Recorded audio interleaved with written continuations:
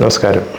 ഈ ഹാർട്ട് അറ്റാക്കിന് ഈ ബ്ലോക്ക് മാത്രമല്ല, അത് നിങ്ങളുടെ ഒരു അറിവിന് വേണ്ടി വീട്ടിൽ തന്നെ ഒരുപാട് നമുക്ക് ചെയ്യാവുന്ന കാര്യങ്ങളും ഹാർട്ട് അറ്റാക്കിന് ഒഴിവാക്കാവുന്ന കാര്യമാണ് പറയുന്നത്. കാരണം ഇത് പറയാൻ കാര്യം ഇപ്പോൾ ഇന്നിപ്പോൾ ഒരു ഹാർട്ട് പേഷ്യൻ്റ് ആയി കഴിഞ്ഞു കഴിഞ്ഞാൽ അവർക്ക് ശാരീരികം, മാനസികം, സാമ്പത്തികം ഇതെല്ലാം തകരുന്നൊരു ഇതാണ്. കാരണം ഗവൺമെൻറ് ഹോസ്പിറ്റലിൽ പോയി കഴിഞ്ഞാൽ ഒരു സഹായം കിട്ടത്തില്ല.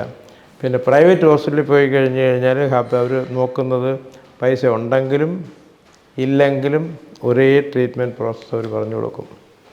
അപ്പോൾ നമുക്കറിയേണ്ടത് എങ്ങനെയാണ് ഈ ബ്ലോക്ക് ഉണ്ടാകുന്നത്. ഹാർട്ട് ഡിസീസിൻ്റെ ഒരുപാട് കാരണങ്ങളുണ്ട്. ഇപ്പോൾ ഉദാഹരണം ഡയബറ്റീസ് ഉണ്ടെങ്കിൽ അതിൻ്റെ കോംപ്ലിക്കേഷൻ കൊണ്ട് ഹാർട്ട് ഡിസീസ് വരാം. പിന്നെ കിഡ്നി പ്രോബ്ലം കൊണ്ട് അതിൻ്റെ ഹാർട്ട് ഡിസീസ് വരാം, അല്ലെങ്കിൽ ഹാർട്ട് അറ്റാക്ക് വരാം. പിന്നെ അതുപോലെ ഈ വേസ്റ്റിംഗ് ഡിസീസസ് വരും. ചിലപ്പം ഈ ശരീരം അമിതമായിട്ട് മെലിഞ്ഞിട്ടുള്ള ആളുകൾക്ക് ഹാർട്ട് അറ്റാക്ക് വരാം. അതുപോലെ ഒബേസിറ്റി, ഒരുപാട് ഒബേസ് എന്ന് പറഞ്ഞു കഴിഞ്ഞാൽ പിന്നെ തടി, അൺകൺട്രോളായിട്ടുള്ള വെയിറ്റ് അതുള്ളവർക്ക് വരാം. ഒന്നും വേണ്ട, വെറും ഗ്യാസ് കൊണ്ട് മാത്രം ഹാർട്ട് അറ്റാക്ക് വരും. അതും ഈ കാർഡിയോളജിസ്റ്റിന് ഏറ്റവും വലുതായിട്ട് കൺഫ്യൂഷൻ ഉണ്ടാക്കുന്നതാണ്. അവരെല്ലാം കണ്ടു കഴിഞ്ഞിട്ട് ഹാർട്ട് അറ്റാക്ക് വന്നിരിക്കുന്നു, എല്ലാം ടെസ്റ്റ് ചെയ്ത് നോക്കും. അപ്പം ഹാർട്ട് അറ്റാക്ക് ഇതിൻ്റെ കാരണം അവർക്ക് അറിയത്തുമില്ല.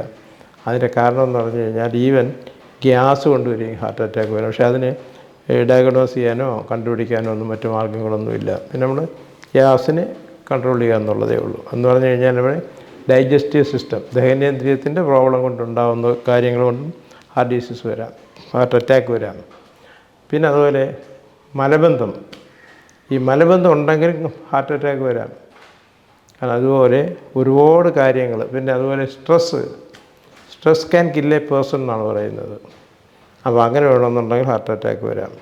ഏത് രീതിയിലായാലും ഹാർട്ടിനെ അഫക്റ്റ് ചെയ്യുന്ന, എതിനെ അഫക്റ്റ് ചെയ്ത് കഴിഞ്ഞാൽ ഹാർട്ടിനെ അഫക്റ്റ് ചെയ്യുന്ന ഏത് സംഗതി ഉണ്ടെങ്കിൽ തന്നെ ശാരീരികമായിട്ടോ മാനസികമായിട്ടോ സാമ്പത്തികമായിട്ടോ ഇതെല്ലാം വന്നു കഴിഞ്ഞാലും ഇതെല്ലാം ഹാർട്ടിനെ അറ്റാക്ക് ചെയ്യും. പിന്നെ ഹാർട്ടിൻ്റെ പ്രത്യേകത എന്ന് പറഞ്ഞാൽ ജനിക്കുമ്പോൾ തൊട്ട് മരിക്കുന്നത് വരെ റെസ്റ്റ് ഇല്ലാത്ത ഒരേ ഒരു അവയവം എന്ന് പറഞ്ഞാൽ ഹാർട്ടാണ്. നമ്മുടെ എല്ലാ അവയവങ്ങൾക്കും റെസ്റ്റ് ഉണ്ട്. ഇപ്പോൾ ഉദാഹരണം, നമ്മൾ ഉറങ്ങുമ്പം കണ്ണിന് നല്ല റെസ്റ്റാണ്, പിന്നെ തലച്ചോറിന് നല്ല സുഖമാണ്.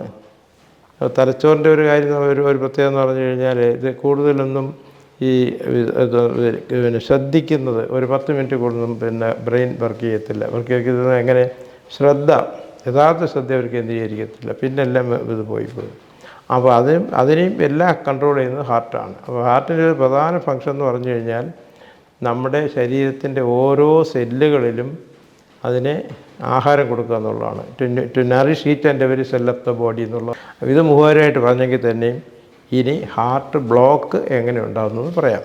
ഹാർട്ട് ബ്ലോക്ക് എന്ന് പറഞ്ഞു കഴിഞ്ഞാൽ കൊറോണറി ആർട്ടറി എന്ന് പറയും. എന്ന് പറഞ്ഞാൽ ഹാർട്ടിന് സപ്ലൈ ചെയ്യുന്ന ഒരു രക്തക്കുഴലിൻ്റെ പേരാണ്. അപ്പം നമ്മുടെ ശരീരത്തിലെ രക്തക്കുഴലുകൾ ആർട്ടറി ഉണ്ട്, വെയിനും ഉണ്ട്. അപ്പോൾ ആർട്ടറി എന്ന് പറഞ്ഞു കഴിഞ്ഞാൽ ഹൃദയത്തിലുള്ള പിന്നെ ശുദ്ധരക്തത്തിനെ വെളിയിലോട്ട് പമ്പ് ചെയ്യുക. ബാക്കി വെയിൻസ് എന്ന് പറഞ്ഞു കഴിഞ്ഞാൽ നമ്മുടെ അശുദ്ധ രക്തം എന്ന് പറഞ്ഞാൽ രക്തമില്ല, അൺഓക്സിജനേറ്റഡ്, ഓക്സിജൻ കുറവുള്ളതിന് ചെയ്യുന്നതാണ്. അതിൻ്റെ പ്രോസസ്സൊക്കെ ചെയ്യുന്നത് ലങ്സാണ്. അപ്പം നമ്മൾ കഴിക്കുന്ന ആഹാരത്തിൽ നിന്നാണ് ഇതെല്ലാം ഉണ്ടാകുന്നത്, ഈ ബ്ലോക്ക് ഉണ്ടാകുന്നത്. ഈ ബ്ലോക്ക് ഉണ്ടാകുന്നത് എങ്ങനെയെന്ന് പറഞ്ഞു കഴിഞ്ഞാൽ ആദ്യം ഇതിപ്പോൾ ഫാറ്റായിട്ടുള്ള രീതി. ഇപ്പോൾ ഉദാഹരണം, നമുക്ക് ഒരു പേഷ്യൻറ്റിൻ്റെ ഹാർട്ട് അറ്റാക്കിനോ അതിൻ്റെ പമ്പിങ്ങിൽ എന്തെങ്കിലും പ്രോബ്ലം ഉണ്ടെന്ന് അറിയാൻ നമ്മൾ കൂടുതലൊന്നും ചെയ്യേണ്ട, കൊളസ്ട്രോൾ മാത്രം ചെക്ക് ചെയ്യിച്ചാൽ മതി. അതിനെ നമുക്ക് വേണമെങ്കിൽ ഒരു ലിപ്പിഡ് പ്രൊഫൈലിന് വേണമെങ്കിൽ നമുക്ക് പറയാം ഹാർട്ടിനെ പറ്റിയുള്ള പിന്നെ ഇത് ഹാർട്ടിനെ അഫക്റ്റ് ചെയ്യുന്ന ഇംബാലൻസ് ഉള്ള കാര്യങ്ങളെപ്പറ്റി അറിയാം. ഇപ്പോൾ ഹൈ കൊളസ്ട്രോൾ ഉള്ളവർക്ക് ഈ പമ്പിങ് കറക്റ്റായിട്ട് നടക്കില്ല. ഇപ്പോൾ കൊളസ്ട്രോൾ വരുമ്പോഴത്തേക്ക് ഇതിനകത്ത് ഫാറ്റി ഡിപ്പോസിറ്റാണ് വരുന്നത്. ഈ കുഴലുകളിൽ, ഹൃദയത്തിൻ്റെ രക്തക്കുഴലുകളിൽ ഫാറ്റി ഡിപ്പോസിറ്റായിട്ട് ആദ്യം വരും, അത് കൊഴുപ്പ് പോലെ. അതും നമ്മൾ ശ്രദ്ധിക്കുന്നില്ല എങ്കിൽ പിന്നെ അതൊരു ഫൈബർ ഫോമായിട്ട് മാറും. എന്ന് പറഞ്ഞാൽ നാര് പോലെയാവും. ഈ നാരും ശ്രദ്ധിക്കുന്നില്ല എങ്കിൽ അത് ഈ കാൽസിഫിക്കേഷൻ എന്ന് പറയും, നല്ല കട്ടിയായിട്ട് അങ്ങ് മാറും. അപ്പോൾ നമ്മുടെ പൈപ്പിലൊക്കെ അടവൊക്കെ ഉണ്ടാകുന്നില്ലേ, തുരുമ്പ് പോലെ, അതുപോലെ തന്നെ അത്രയും കട്ടിയായിട്ട് തന്നെ ഉണ്ടാവും. അപ്പോൾ ഹാർട്ടിൻ്റെ ഒരു പ്രത്യേക ഒരു ഗുണവും ദോഷവും എന്ന് പറയുന്നത് ഇതാണ്. ഒരു തുള്ളി രക്തം പമ്പ് ചെയ്യുന്നത് പോകുന്നത് വരെയും ഹാർട്ട് വർക്ക് ചെയ്യും. ആ ഒരു തുള്ളി പോലും പമ്പ് ചെയ്യാൻ പറ്റാത്ത വരുമ്പോഴത്തേക്കാണ് കംപ്ലീറ്റ് ഹാർട്ടിൻ്റെ ഫങ്ഷൻ നിലയ്ക്കുന്നത്. പിന്നെ എല്ലാ രോഗത്തിനും നമ്മൾ അവസാനം വരെ എന്താണ് ഹാർട്ട് അറ്റാക്ക് വന്നു, അതും ശരിയാണ്. കാരണം എന്തെങ്കിലും ഒരു വന്നു കഴിഞ്ഞ് കഴിഞ്ഞാൽ അവസാനം ഇത് എഫക്റ്റിൻ്റെ ഹാർട്ട് നിൽക്കുമ്പോൾ പിന്നെ എല്ലാം നിൽക്കും. ഹാർട്ടിൻ്റെ ഫങ്ഷൻ ആകുമ്പോൾ മറ്റ് എല്ലാ ഓർഗൻസിനെയും അഫക്റ്റ് ചെയ്യും. അപ്പോൾ നമ്മൾ ശ്രദ്ധിക്കേണ്ടത്, നമ്മൾ ഈ കൊഴുപ്പ് അടിയുമ്പോഴത്തേക്ക് തന്നെ ബ്ലഡ് ടെസ്റ്റ് ചെയ്യിപ്പിച്ചിട്ട് ഒരു കാർഡിയോളജിസ്റ്റിൻ്റെ അടുത്ത്, ഒരു പിന്നെ സാധാരണ ഡോക്ടറെ അടുത്ത് പോയാലും മതി, കാർഡിയോളജിസ്റ്റിന് വേണമെന്ന് നിർബന്ധമൊന്നുമില്ല. അപ്പോൾ അവർ നോക്കിയിട്ട് പറയും ഇത് ഹാർട്ട് അറ്റാക്ക് വരാൻ സാധ്യതയുണ്ടോ, ഇത് പിന്നെ ബ്ലോക്ക് വരാൻ സാധ്യതയുണ്ടോ എന്ന് നമുക്കറിയാം. അപ്പോൾ അതിന് ഇനി ഒരു കാര്യം കൂടെ, 2 കാര്യങ്ങളാണ് ചെയ്യുന്നത്. ഒന്ന്, ഇതിന് ആൻജിയോഗ്രാമാണ് ചെയ്യുന്നത് ഈ ജനറലായിട്ട് എല്ലാവരും. ഇത് പണ്ട് തൊട്ടേ ഉള്ളൊരു പ്രോസസ്സാണ്. വെരി പ്രിമിറ്റീവ് എന്ന് തന്നെ നമുക്ക് പറയാം. ഇപ്പോൾ മോസ്റ്റ് മോഡേണായിട്ട് ചെയ്യുന്നത് ആൻജിയോഗ്രാം ഈസ് വെരി ഡേഞ്ചറസ്.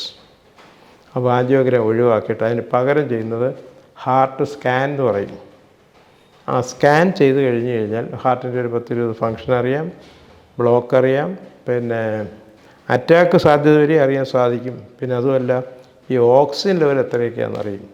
അപ്പോൾ ഇതൊക്കെയാണ് ഇതിൻ്റെ ഹാർട്ട് പിന്നെ ബ്ലോക്ക് ഉണ്ടാകുന്നതിൻ്റെ പ്രധാന കാരണങ്ങൾ. ഇനി അതിൻ്റെ ട്രീറ്റ്മെൻറ്റ്, ഉദാഹരണം ഞാനിപ്പോൾ എൻ്റെ ഈ സെൻ്ററിൽ തന്നെ ട്രീറ്റ്മെൻറ്റ് കൊടുക്കാറുണ്ട്. അതിൻ്റെ ലേറ്റസ്റ്റ് ട്രീറ്റ്മെൻറ്റ് എന്ന് പറഞ്ഞു കഴിഞ്ഞാൽ ലേസർ തെറാപ്പി എന്ന് പറയും.